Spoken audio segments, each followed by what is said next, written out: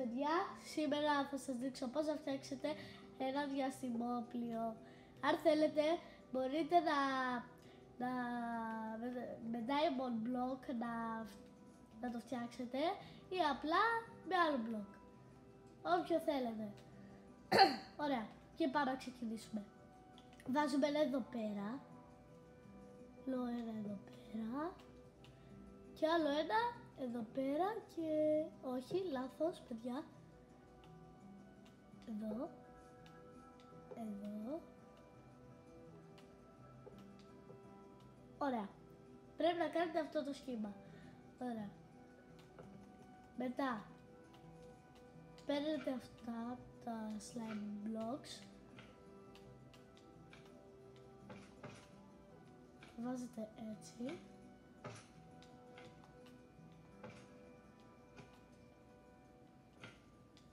Ωραία.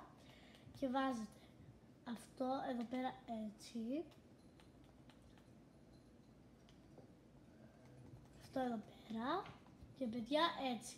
Ωραία. Βάζουμε άλλα δύο blocks και άλλο ένα block diamond. Και πάμε εδώ πέρα. Και πρέπει να το βάλετε εδώ πέρα στη μέση. Σε αυτό εδώ αυτό εδώ πέρα. Πρέπει να το βάλετε σε αυτό το block. Έτσι. Εδώ πέρα. Παιδιά, έχω φτιάξει άλλα δύο, είναι και πάρα στραβά. Και έτσι. Ωραία.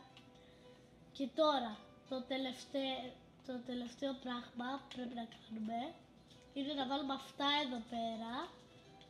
Έτσι. Και τώρα παίρνετε αυτά εδώ πέρα, είναι αναγκαστικά, πρέπει να τα βάλετε όλα αυτά, εκτός αυτά είναι σαν διακοσμητικά, δεν χρειάζεται να βάλετε τα ίδια. Αν θέλετε βάλτε τα ίδια ή κάτι άλλο. Λοιπόν, 1, 2, 3 και το σπάτε. Και να το. Και αυτό ήταν το βίντεο, αν σας άρεσε κάντε ένα like, κάντε μια εγγραφή και γεια σας.